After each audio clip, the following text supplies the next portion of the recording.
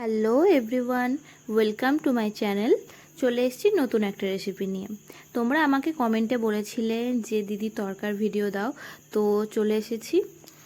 প্রথমে তরকার ডালটাকে ভিজিয়ে রেখেছিলাম, তারপর সেদ্ধ করে নিয়েছি। আর এদিকে দিয়ে নিয়েছি টমেটো কুচি, পেঁয়াজ কুচি, আদা রসুন বাটা আর 2টো ডিম, কাঁচা লঙ্কা। ওভেনে কড়া বসিয়ে দিয়েছি।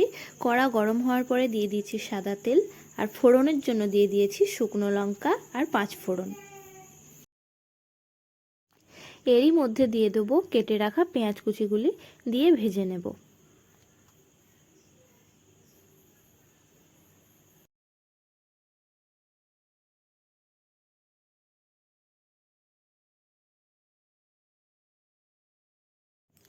পেঁয়াজটি লাল লাল করে ভেজে নেব। তো আমি ভেজে নিয়েছি। এর মধ্যে দিয়ে দেবো টমেটো কুচি আর দিয়ে দেবো লঙ্কা কুচি, দিয়ে হালকা করে নেড়ে নেব।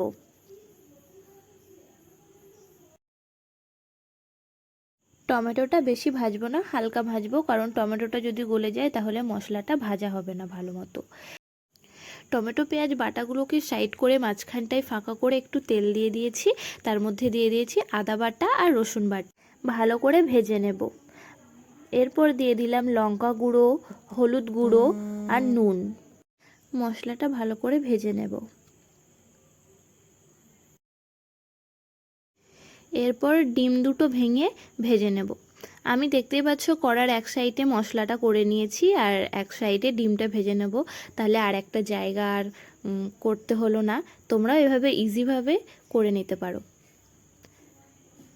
তো কিছুক্ষণ ডিমটাকে নাড়াচাড়া করতে করতে ডিমটা দেখো ভাজা হয়ে গেছে, ঝুরো ঝুরো করে নিয়েছি। মশলাটার সাথে বেশ কিছুক্ষণ নাড়াচাড়া করে নেব। তারপর দিয়ে দেবো জিরে গুঁড়ো আর একটু লঙ্কা গুঁড়ো। আমরা একটু ঝাল বেশি খাই, তোমরা যেই পরিমাণ ঝাল খাও সেই মতো লঙ্কা গুঁড়োটা ব্যবহার করবে। তো একটু নাড়াচাড়া করার পরে অল্প একটু জল দিয়ে দেব, দিয়ে কষিয়ে নেব। তেল ছেড়ে দিলে তার মধ্যে দিয়ে দেবো সেদ্ধ করা ডাল।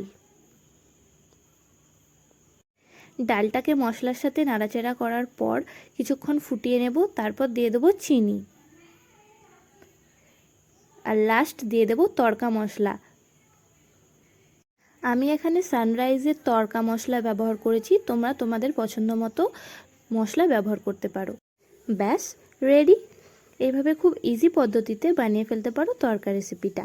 ভালো লাগলে লাইক, কমেন্ট, শেয়ার অবশ্যই করবে।